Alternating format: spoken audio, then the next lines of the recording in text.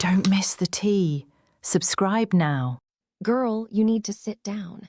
Seriously, grab the bottle of Pinot and the big glass, because I am about to explode.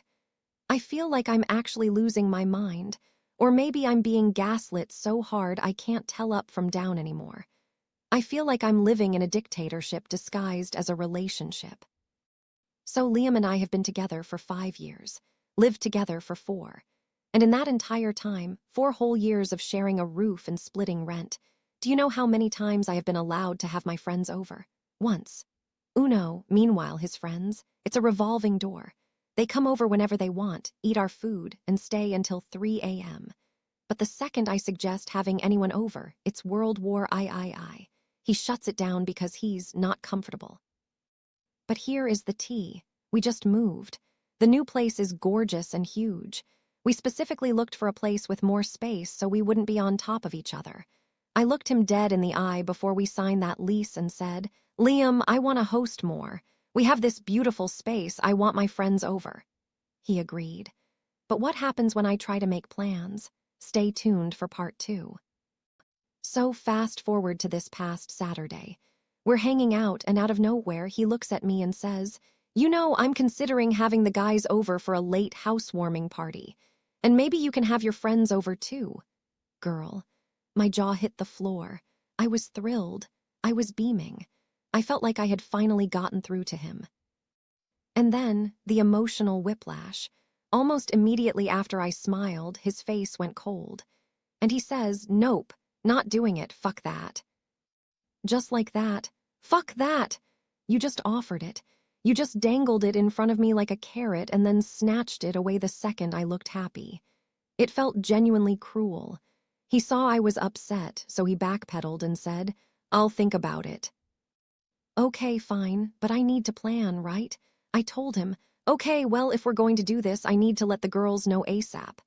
And do you know what this man said? "The more you ask me about it, the less I'll want to do it." It's this power play he does. He holds it over my head like I'm a child begging for a treat. What happens next? Find out in part 3. Sarah messaged asking about the plans, which is totally reasonable. So I walked into the kitchen, poured myself some coffee, and tried to be as gentle as possible. I said, "Hey, Sarah just checked in. Have you thought any more about the housewarming thing? I just need to let them know yes or no." Mistake. Huge mistake. He exploded. Instant defense mode. He said, "It's not happening." And then he repeated that line. "The more you shove it down my throat, the less I want anything to do with it." Shoving it down his throat. Asking a yes or no question so I can be polite to my friends is shoving it down his throat. It's gaslighting. I finally snapped back. I told him, "This isn't fair. You never compromise. You always get the final say." His rebuttal. "It's not fair for you to have your friends over when I'm not comfortable with it." Let's unpack that comfort. His friends are over whenever he feels like it. Half the time, he doesn't even tell me. I'll come home from work, tired, wanting to just rot on the couch, and boom, 3 dudes are in my living room until 6:00 a.m.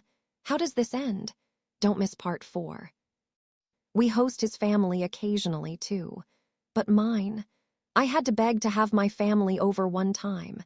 And you know what happened? He left. He wasn't even there. So he didn't even have to deal with the discomfort, and he still made it a fight. I am building so much resentment, I feel like I'm going to choke on it. I look at him and I see a warden. He says I'm not respecting his feelings. Respect his feelings? What about the fact that I feel isolated in my own home? I feel like a teenager with strict parents, not a 25-year-old woman who pays half the bills. I know he has social anxiety. I've always tried to be sensitive to that. But he has an entire half of the house.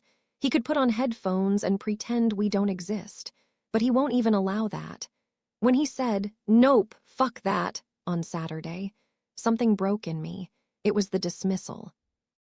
Imagine getting married and never hosting a Christmas party. Imagine having kids and never having playdates because daddy is uncomfortable. I feel so stupid for moving into this bigger house thinking things would change. Am I being unreasonable? Is it wrong to demand equality in the space we share? Because right now, this doesn't feel like our home. It feels like his home, and I'm just a guest who's overstayed her welcome. Is this fixable, or am I wasting my time?